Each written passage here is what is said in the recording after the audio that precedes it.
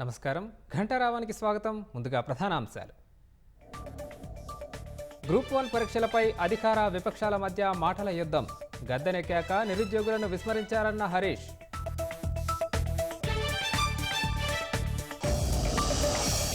ఎన్నికల్లో ఇచ్చిన హామీలకు కట్టుబడి ఉన్నామన్న సర్కార్. త్వరలోనే జాబ్ క్యాలెండర్ విడుదల చేస్తామన్న శ్రీధరబాబు.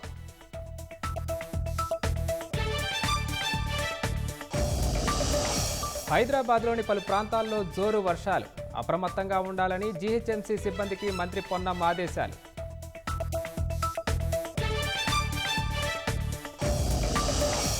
బెంగాల్ రైలు ప్రమాదంలో 15కి పెరిగిన మృతులు. గూడ్స్ డ్రైవర్ సిగ్నల్ పట్టించుకోలేదని ప్రాథమిక నిర్ధారణ.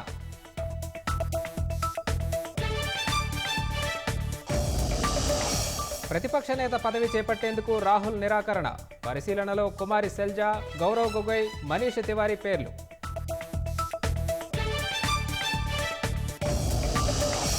దేశవ్యాప్తంగా ఘనంగా బక్రీద్ వేడుకలు. ఈద్గాలు, మసీదుల్లో ముస్లింల ప్రత్యేక ప్రార్థనలు.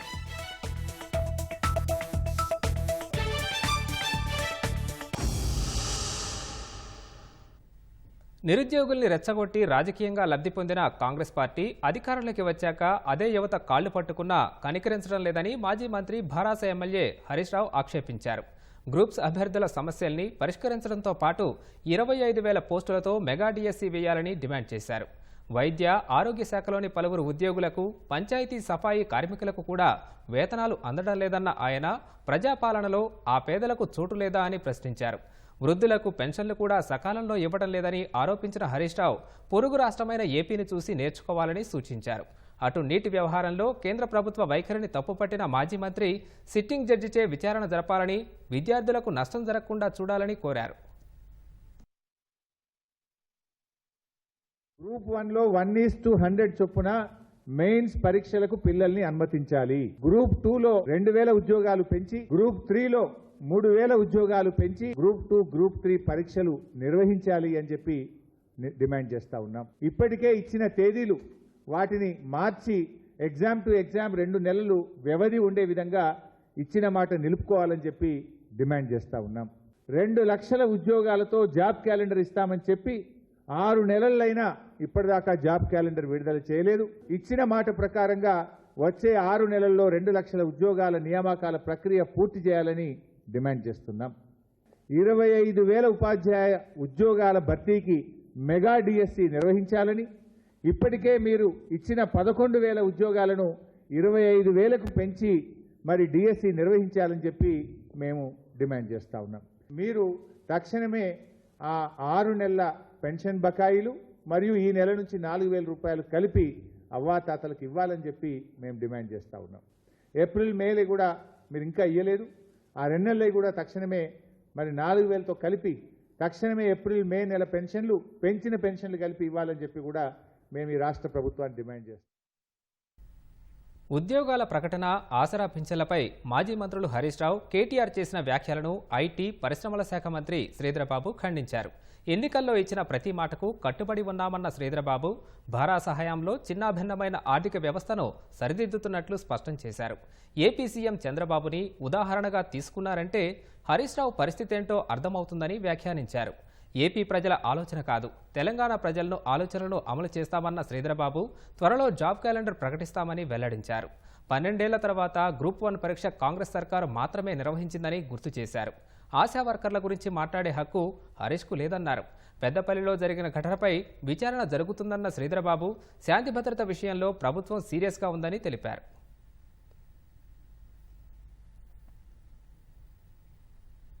యువతను రెచ్చగొట్టి భరాస నాయకత్వం రాజకీయ పబ్బం గడుపుకోవాలని చూస్తోందని కాంగ్రెస్ ఆక్షేపించింది.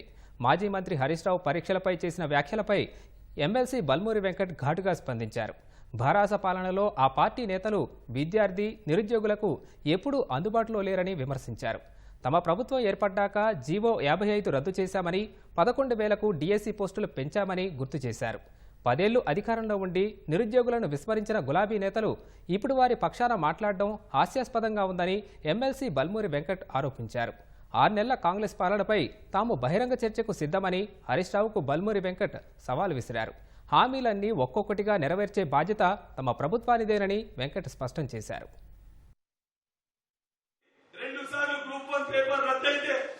కంప్లీట్ ట్రాన్స్పరెన్సీ తోటి చెప్పిన విధంగా టీఎస్పీఎస్సీ ప్రక్షాళన చేసింది కాంగ్రెస్ ప్రభుత్వం. మీరు 10 సంవత్సరాల్లో చేసిన కచరాని ఒకటొకటిగా మేము క్లీన్ చేసుకుంటూ వస్తున్నాం. హరీష్ రావు గారు బహుశా 10 సంవత్సరాల్లో ఈ అంశాలు ఎప్పుడు తెలిసింది ఆయనకి. ఏదైతే మేము పరిపాలించే తీరు తట్టుకోలేక, జీర్ణించుకోలేక, నిరుద్యోగులని వాడుకొని ఈ అంశాలని బయటికి తీసుకొని వచ్చి తప్పుడు ప్రచారం చేసే ప్రయత్నము బీఆర్ఎస్ పార్టీ నాయకులు, వారికి సంబంధించిన కొంతమంది వ్యక్తులు ఈ యొక్క యువకులని రెచ్చగొట్టి రాజకీయ లబ్ధి పొందే ప్రయత్నం చేస్తున్నారు. ప్రతి ఒక్క దానిపైన మేము బహిరంగ చర్చకి మేము సిద్ధంగా ఉన్నాం. మేము ఇచ్చిన ప్రతి హామీని అమలు చేయడానికి మేము సిద్ధంగా ఉన్నాం. విద్యుత్ కొనుగోలు ఒప్పందాలపై చట్టం తన పని తాను చేసుకుంటూ పోతోందని నీటిపారుదల శాఖ మంత్రి ఉత్తమ్ కుమార్ రెడ్డి స్పష్టం చేశారు. ఆంధ్రప్రదేశ్లో ఏర్పాటైన కొత్త ప్రభుత్వానికి శుభాకాంక్షలు తెలిపిన ఆయన 2 తెలుగు రాష్ట్రాల మధ్య సత్సంబంధాలు ఉండాలని ఆకాంక్షించారు. కుటుంబ సభ్యులతో కలిసి తిరుమల శ్రీవారిని దర్శించుకున్న ఉత్తమ్ తెలుగు జాతి సుఖ సంతోషాలతో ఉండాలని స్వామివారిని ప్రార్థించినట్లు తెలిపారు.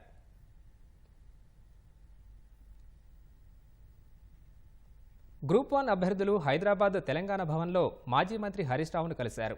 గ్రూప్ 1 మెయిన్స్కు ఒక్క పోస్టుకు 1:100 నిష్పత్తిలో పిలిచేలా ఒత్తిడి తీసుకురావాలని విజ్ఞప్తి చేశారు. మొదటి 2 సార్లు కష్టపడి పరీక్ష రాసిన అభ్యర్థులు ఈసారి పేపర్ కష్టంగా రావడంతో నష్టపోతున్నామన్నారు. అలాగే గ్రూప్ 2, గ్రూప్ 3 పోస్టులు కూడా పెంచాలని డిమాండ్ చేశారు. అనుకోని సంఘటన వల్ల 2 సంవత్సరాలు డిలే కావడం వల్ల వీళ్ళు ఆర్థిక భారాన్ని మోయలేక హైదరాబాద్కు వచ్చినటువంటి వాళ్ళు మూటముళ్ళ చదువుకొని ఇంటికి పోయి చదువుకోవడం జరిగింది. ఈ నేపథ్యంలో చాలా ఫస్ట్ 2 సార్లు ప్రిపేర్ అయ్యి మంచిగా రాసినటువంటి వాళ్ళు కూడా ఇప్పుడు వచ్చిన పేపర్ అడిగినప్పుడు ఇది కొద్దిగా సివిల్స్ స్టాండర్డ్ ఎప్పుడు ఒక్క తీరుగుంటుందా అంటున్నారు. ఖచ్చితంగా ఈ ఎగ్జామ్కు గత 2 ఎగ్జామ్లలో రాసి కొన్ని ఆర్థిక సామాజిక పరిస్థితుల నేపథ్యం వల్ల బడుగు బలైన వర్గాల పిల్లలు ఈరోజు 1:50కి దూరం అవుతున్నారు, మెయిన్స్ రాసుకోవడానికి దూరం అవుతున్నారు. కాబట్టి ఎట్టి పరిస్థితుల్లో 1:100 అనేది ఇవ్వాల్సిందే. మేము చేసే ప్రధానమైన డిమాండ్ ఏంటంటే గ్రూప్ 2, గ్రూప్ 3లో మీరు అన్నట్టు కాకుండా అసలు ఎన్ని పెంచుతారో ఖచ్చితంగా పోస్టులు పెంచాలి. ఇక్కడ ఇన్ని రోజులు ఒక స్టాగ్ అయినటువంటి వాళ్ళకు మీరు ఖచ్చితంగా వాళ్ళకి న్యాయం చేయాలి. ఇప్పుడు మేమేం అడుగుతున్నాం అంటే first time second time marks వచ్చిన వాళ్ళు ఈసారి మార్క్స్ తక్కువ వస్తున్నాయి. సో వాళ్ళకి 1:50 కాకుండా 1:100 ఇస్తే మన ఎలక్షన్ డ్యూటీ వల్ల చాలా మంది ఎంప్లాయీస్ ఎలక్షన్ డ్యూటీలో ఉండడం వల్ల ప్రిపేర్ కాలేకపోయినారు. వాళ్ళందరికీ మార్క్స్ తక్కువ వస్తున్నాయి. మళ్ళీ నెక్స్ట్ టైం నోటిఫికేషన్ ఎప్పుడు వస్తుందో తెలియదు. కాంగ్రెస్ గవర్నమెంట్ క్యాలెండర్ ఇస్తా అని చెప్పింది, కానీ క్యాలెండర్ వాళ్ళు ఎప్పుడు ఇస్తారో తెలియదు. సో అందుకని మేమేం రిక్వెస్ట్ చేస్తున్నామంటే అందరికీ లాభపడే రకంగా 1:100 ఇస్తే అందరూ ప్రిపేర్ అవుతారు, అందరూ రాసుకొని వాళ్ళ కోరిక అనేది ఉంటుందో నెరవేర్చుకుంటాం. మేము గవర్నమెంట్ రిక్వెస్ట్ చేసేది ఏంటంటే మాకు అందరికీ అవకాశాలు ఇవ్వండి, 1:100 ఇవ్వండి, గ్రూప్ 2, గ్రూప్ 3 పోస్టులు పెంచండి, ఒక ఎగ్జామ్ నుంచి ఇంకొక ఎగ్జామ్కి గ్యాప్ ఇవ్వండి, గ్యాప్ ఇస్తే ప్రిపరేషన్ చేసుకుంటాం. కరీంనగర్ బస్టాండ్లో గర్భిణికి కాన్పు చేసిన ఆర్టీసీ మహిళా సిబ్బందిని సీఎం రేవంత్ రెడ్డి అభినందించారు. ఈ మేరకు ఎక్స్లో పోస్ట్ చేసిన రేవంత్ రెడ్డి చీరలు అడ్డుగా కట్టి ప్రసవానికి సాయం చేసిన ఓ దినపత్రిక వార్తను పోస్ట్ చేశారు. ఆర్టీసీ మహిళా సిబ్బంది సకాలంలో స్పందించడం వల్లే తల్లి బిడ్డ క్షేమంగా ఉన్నారని పేర్కొన్నారు. విధి నిర్వహణలోనూ ఇలాగే మంచి పేరు తెచ్చుకోవాలని ఆశాభావం వ్యక్తం చేశారు. నీట్ పరీక్షల లీకేజీ అక్రమాలపై సుప్రీంకోర్టు జడ్జితో విచారణ జరిపించాలని విద్యార్థి సంఘాలు డిమాండ్ చేశాయి. సోమాజిగూడ ప్రెస్ క్లబ్లో ఎస్ఎఫ్ఐ, ఎన్ఎస్యుఐ, ఏఐఎస్ఎఫ్, పీడీఎస్యు సహా పలు విద్యార్థి సంఘాలు సంయుక్తంగా మీడియా సమావేశం నిర్వహించారు. ఎన్టీఏని తక్షణం రద్దు చేసి నీట్ నిర్వహణ రాష్ట్రాలకు అప్పగించాలని ఎన్ఎస్యుఐ రాష్ట్ర అధ్యక్షుడు ఎమ్మెల్సీ బల్మూరి వెంకట్ డిమాండ్ చేశారు. పేపర్ లీకేజీకి కారకులను కఠినంగా శిక్షించాలన్నారు. నీట్ పేపర్ లీకేజీపై కేంద్ర ప్రభుత్వ తీరును నిరసిస్తూ మంగళవారం విద్యార్థి సంఘాల ఆధ్వర్యంలో భారీ మార్చ్కి పిలుపునిచ్చారు. పరిస్థితి ఇలాగే కొనసాగితే కేంద్ర మంత్రులు కిషన్ రెడ్డి, బండి సంజయ్లను ఎక్కడికక్కడ అడ్డుకోవడానికి సిద్ధమవుతున్నట్లు వివరించారు. మొదటి డిమాండ్ నీట్ పరీక్షను మళ్లీ నిర్వహించాలి. రెండోది నీట్ లీకేజ్ పై సుప్రీంకోర్టు జడ్జి తోటి విచారణ జరిపించి బాధ్యులైన వారిని కఠినంగా శిక్షించాలి. మూడో డిమాండ్ పేపర్ లీకేజ్ పై నరేంద్ర మోడీ గారు స్వయంగా బాధ్యత వహించి భారతదేశ ప్రజలకి అందరికీ బహిరంగ క్షమాపణ చెప్పాలి. నాలుగో డిమాండ్ నీట్ను ఎన్టీఏని రద్దు చేయాలి. ఐదో డిమాండ్ నీట్ పరీక్ష నిర్వహణను రాష్ట్ర ప్రభుత్వాలకి అప్పగించాలి.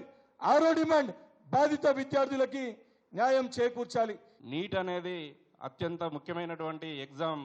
ఈ ఎగ్జామ్ని ఈ దేశంలో సుమారుగా 24 లక్షల మంది విద్యార్థుల భవిష్యత్తుతో కూడుకున్నటువంటి ఈ పరీక్షను ఎన్టీఏ సంస్థ చేసినటువంటి పేపర్ లీకేజ్ వలన 24 లక్షల మంది విద్యార్థుల భవిష్యత్తు ఆందోళనకరమైనటువంటి పరిస్థితి దారితీసింది. దీనిపైన సమగ్రమైనటువంటి దర్యాప్తు చేయాలని డిమాండ్ చేసినా కూడా ఇప్పటికీ ప్రభుత్వం పట్టించుకోకుండా కేవలం గ్రేస్ మార్కులు కలుపుతున్నామని చెప్పి అసలు స్కామ్ను బయట తప్పించుకునేటువంటి విధంగా ఈరోజు కేంద్ర ప్రభుత్వం వ్యవహరిస్తుంది. ఖచ్చితంగా దీనిలో కేంద్ర ప్రభుత్వం ప్రమేయం ఉందని మేము చాలా స్పష్టంగా చెప్పదలుచుకున్నాం.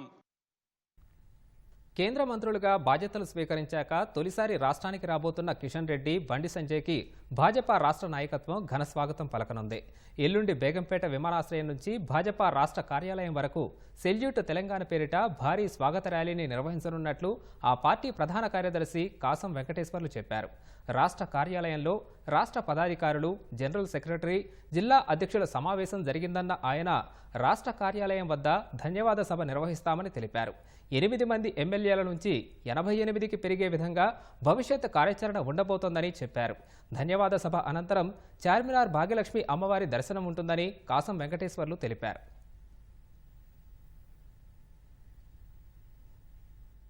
పశ్చిమ బెంగాల్లో ఘోర రైలు ప్రమాదం జరిగింది.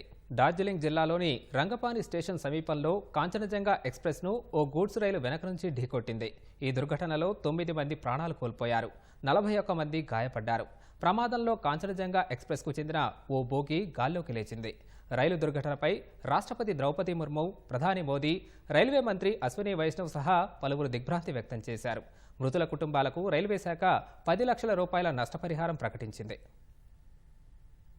పశ్చిమ బెంగాల్లోని డార్జిలింగ్ జిల్లాలో ఘోర రైలు ప్రమాదం చోటు చేసుకుంది. న్యూజిల్ పాయిగుడి జంక్షన్కు 10 కిలోమీటర్ల దూరంలో ఉన్న రంగపాని స్టేషన్ సమీపంలో కాంచనజంగా ఎక్స్ప్రెస్ను ఓ గూడ్స్ రైలు వెనక నుంచి ఢీకొట్టింది. ఈ ఘటనలో ప్రయాణికులు రైలు వెనక భాగంలోని ఓ బోగీ గాల్లోకి లేచింది. గార్డు వ్యాన్ సహా 3 బోగీలు పట్టాలు తప్పి పక్కన పడ్డాయి. గూడ్స్ రైలుకు చెందిన పలు బోగీలు ధ్వంసమయ్యాయి. హుటాహుటిన ప్రమాదస్థలికి చేరుకున్న సహాయక సిబ్బంది క్షతగాత్రుల్ని సమీపంలోని ఆసుపత్రులకు తరలించారు. ఘటనలో గూడ్స్ రైల్లోని loco pilot, assistant loco pilot ప్రాణాలు కోల్పోయారు. కాంచనజంగా ఎక్స్ప్రెస్ గార్డు సైతం మృతి చెందారు. గూడ్స్ రైలు ప్రయాణికుల రైలు వెనక భాగాన్ని ఢీకొన్నప్పుడు గార్డు వ్యాన్తో పాటు 2 పార్సిల్ బోగీలు ఉండడంతో భారీగా ప్రాణనష్టం తప్పింది. పార్సిల్ బోగీలు లేకుంటే ప్రాణనష్టం ఎక్కువగా ఉండేదని రైల్వే వర్గాలు తెలిపాయి. అసోంలోని సిల్చార్ నుంచి కోల్కతాలోని సీల్దాకు కాంచనజంగా ఎక్స్ప్రెస్ వెళ్తూ ఉండగా ఈ ఘటన చోటు చేసుకుంది. హుటాహుటిన ఎన్డీఆర్ఎఫ్, ఎస్డీఆర్ఎఫ్ బృందాలు సహాయక చర్యల్లో పాల్గొని క్షతగాత్రుల్ని సమీపంలోని ఆసుపత్రులకు తరలించాయి. ప్రమాదం కారణంగా ఉత్తర బెంగాల్ సహా ఈశాన్య రాష్ట్రాల నుంచి సుదూరంగా ప్రయాణించే 19 రైళ్లు రద్దయ్యాయి.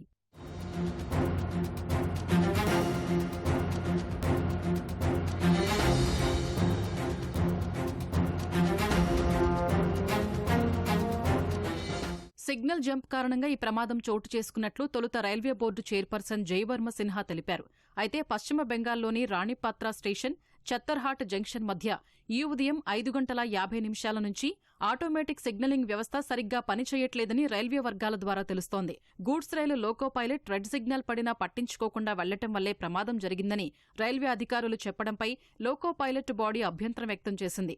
విచారణ పూర్తి కాకుండా ప్రాణాలు కోల్పోయిన లోకో పైలట్పై ఆరోపణలు చేయటం సరికాదని పేర్కొంది.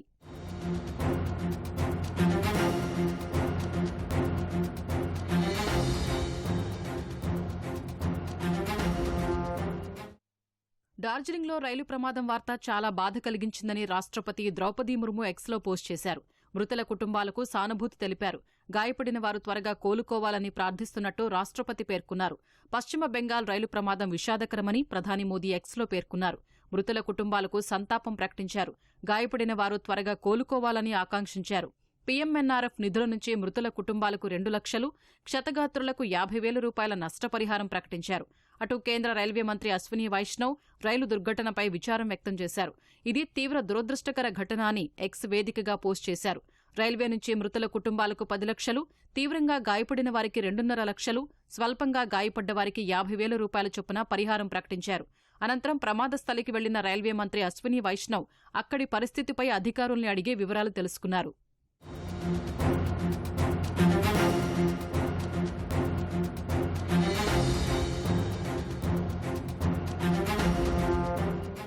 ప్రమాదంపై పశ్చిమ బెంగాల్ ముఖ్యమంత్రి మమతా బెనర్జీ తీవ్ర దిగ్భ్రాంతి వ్యక్తం చేశారు. ఘటన జరిగిన వెంటనే యుద్ధ ప్రాతిపదికన సహాయక చర్యలు చేపట్టినట్లు తెలిపారు. జిల్లా కలెక్టర్, ఎస్పీ, వైద్యులు, అంబులెన్స్లు, విపత్తు నిర్వహణ బృందాలు వెంటనే అక్కడకు చేరుకున్నాయన్నారు.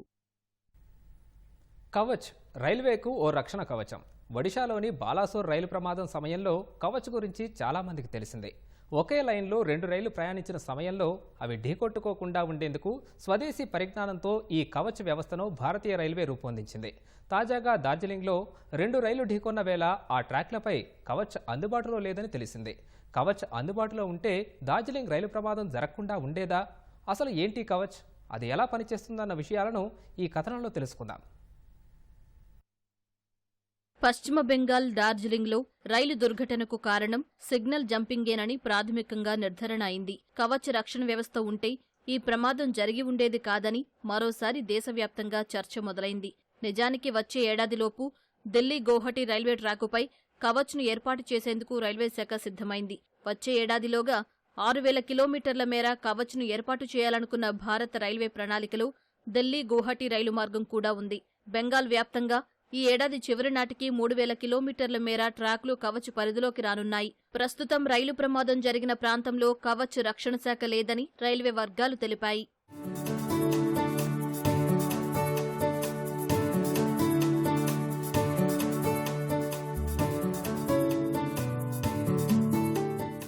రైలు ప్రమాదాల నివారణకు భారతీయ రైల్వే ఆధ్వర్యంలోని research, design and standards organisation RDSO రూపొందించిన రక్షణ వ్యవస్థే కవచ్. రెడ్ సిగ్నల్ను పట్టించుకోకుండా లోకో పైలట్ రైలును ముందుకు నడిపినప్పుడు, అంటే సిగ్నల్ ఫాస్ట్ అట్ డేంజర్ సమయంలో ఈ వ్యవస్థ అప్రమత్తం చేస్తుంది. నిర్దేశించిన వేగం కన్నా రైలును లోకో పైలట్ నడుపుతున్నా లేదా మరో లోకోమోటివ్ను ఢీకొట్టే ప్రమాదం ఉన్నా కవచ్ బ్రేకింగ్ సిస్టమ్ ఆటోమేటిక్గా పనిచేస్తుంది. అలాంటి సందర్భాల్లో ఈ వ్యవస్థ లోకో పైలట్ను అప్రమత్తం చేసి బ్రేక్లను తన నియంత్రణలోకి తెచ్చుకుంటుంది.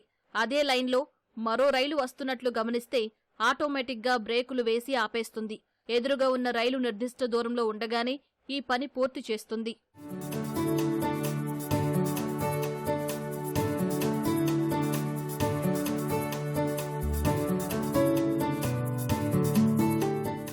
దట్టమైన పొగమంచు ఆవరించడం వంటి ప్రతికూల పరిస్థితుల్లో రైలు సాఫీగా, భద్రంగా నడవడానికి కవచ్ సహాయపడుతుంది. ఇందుకోసం క్యాబిన్లో సిగ్నల్ను ప్రదర్శిస్తుంది.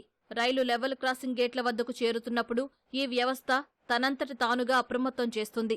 ప్రమాదం జరిగినప్పుడు సమీపంలోని రైళ్లకు అత్యవసర సందేశం పంపి వాటిని అప్రమత్తం చేస్తుంది.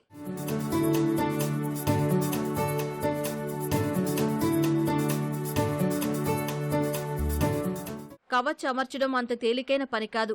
స్టేషన్లలో సెన్సార్లు, లోకోమోటివ్లు, ట్రాక్ వెంబడి రైల్ ఫ్రీక్వెన్సీ ఐడెంటిఫికేషన్ ట్యాగ్లు, టవర్లు, సమాచారాన్ని చేరవేసేందుకు ఆప్టికల్ ఫైబర్ కేబుళ్లు ముందుగా ఏర్పాటు చేస్తారు. ప్రస్తుతం గరిష్ట రైలు వేగం గంటకు 130 కిలోమీటర్లతో నడుస్తూ ఉండడంతో ఆటోమేటిక్ ట్రైన్ ప్రొటెక్షన్ సిస్టమ్ అవసరం ఎంతైనా ఉంది. రానున్న రోజుల్లో రైళ్ల వేగం పెరగడంతో పాటు మరిన్ని వందే భారత్ రైళ్లు పట్టాలెక్కనుండడంతో ప్రమాదాల నివారణకు ఈ సాంకేతికతను ఏర్పాటు చేయనున్నారు. ఇప్పటి వరకు 1,465 కిలోమీటర్ల మేర ట్రాక్లు, 139 లోకోమోటివ్లలో ఈ వ్యవస్థను ఏర్పాటు చేశారు.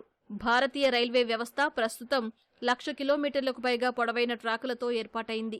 భవిష్యత్తులో 34,000 కిలోమీటర్ల మేర కవచ్ను విస్తరించాలని కేంద్రం యోచిస్తోంది. హైదరాబాద్లో జోరు వర్షం కురుస్తోంది. పలు ప్రాంతాల్లో వరుణుడి ప్రతాపానికి లోతట్టు ప్రాంతాల్లో భారీగా వరద నీరు చేరింది. ప్రధాన కూడలలో వర్షం తాకిడికి ట్రాఫిక్ నెమ్మదిగా సాగుతోంది. టోలీ చౌకీలో భారీ చెట్టు నేలకూరింది. చెట్టు కొమ్మలు విరిగిపడి వ్యక్తికి గాయాలు కాగా 4 ద్విచక్ర వాహనాలు ధ్వంసమయ్యాయి. సికింద్రాబాద్, తార్నాక, కోటి, నారాయణగూడ, మలక్పేట, చైతన్యపురి, ఎల్బీనగర్, నాగోల్, హయత్ నగర్, వనస్థలిపురం, మేడ్చల్, దుండిగల్లో వర్షం కురిసింది. వర్షం నీటి చేరికతో డ్రైనేజీలు పొంగిపొర్లుతున్నాయి.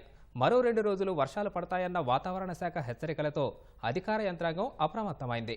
భాగ్యనగరంలో భారీ వర్షాలు కురుస్తున్నందున అప్రమత్తంగా ఉండాలని అధికారులకు జిల్లా ఇన్ఛార్జి మంత్రి పొన్నం ప్రభాకర్ స్పష్టం చేశారు. లోతట్టు ప్రాంతాల్లో ప్రజలకు ఇబ్బంది కలగకుండా చర్యలు తీసుకోవాలని నిర్దేశించారు. ముంపు ప్రాంతాల్లో జీహెచ్ఎంసీ, డీఆర్ఎఫ్ సిబ్బంది నిరంతరం అప్రమత్తంగా ఉండాలన్నారు. మ్యాన్హోళ్ల వద్ద ప్రమాదాలు జరగకుండా చూడాలని మంత్రి తెలిపారు. కరెంటు స్తంభాలు, చెట్ల వద్ద ప్రజలు జాగ్రత్తగా ఉండాలని పొన్నం ప్రభాకర్ కోరారు. అత్యవసరమైతే తప్ప ప్రజలు ఇళ్లలో నుంచి బయటకు రావద్దని మంత్రి సూచించారు. Revenue, police, municipal, metro water works, HMDA, విద్యుత్ శాఖలు సమన్వయంతో పనిచేయాలని మంత్రి అప్రమత్తం చేశారు. కాంగ్రెస్ అగ్రనేత రాహుల్ గాంధీ లోక్సభలో ప్రతిపక్ష నాయకుడిగా బాధ్యతలు నిర్వహించేందుకు ఇష్టపడడం లేదని పార్టీ వర్గాలు వెల్లడించాయి. రాహుల్కు బదులుగా కాంగ్రెస్ నుంచి 3 సీనియర్ నేతలు కుమారి సెల్జా, గౌరవ్ గొగోయ్, మనీష్ తివారీ పేర్లను లోక్సభ ప్రతిపక్ష నేత పదవికి పరిశీలిస్తున్నట్లు పేర్కొన్నాయి. 2014, 2019 ఎన్నికల్లో ఏ రాజకీయ పార్టీకి తగినంత మెజారిటీ రాని కారణంగా దశాబ్ద కాలంగా ప్రతిపక్ష నేత పదవి ఖాళీగా ఉంది. ఇటీవలి లోక్సభ ఎన్నికల్లో విపక్షాలకు 232, కాంగ్రెస్ 99 స్థానాలు రావడంతో లోక్సభ ప్రతిపక్ష నేత పదవిని భర్తీ చేయాల్సి ఉంది. భారత్ జోడో యాత్ర ద్వారా బలమైన నేతగా మారడం, ఇండియా కూటమి నేతలతో సమన్వయం ఉండటం వల్ల కేబినెట్ హోదాను అందించే ఆ పదవిని రాహుల్ గాంధీయే చేపట్టాలని ఒత్తిడి పెరిగింది. అయితే రాహుల్ అందుకు సిద్ధంగా లేరని పార్టీ వర్గాలు తెలిపాయి. మరోవైపు రాహుల్ ఇటీవల కేరళలోని వయనాడ్, యూపీలోని రాయ్బరేలీలో పోటీ చేసి రెండిట్లో విజయం సాధించారు. ఈ నేపథ్యంలో ఆయన రాయ్బరేలీ నుంచే లోక్సభకు ప్రాతినిధ్యం వహించి వయనాడ్ స్థానానికి రాజీనామా చేయాలని నిర్ణయించుకున్నారు. వయనాడ్ నుంచి కాంగ్రెస్ ప్రధాన కార్యదర్శి ప్రియాంక గాంధీ పోటీ చేస్తారని సమాచారం.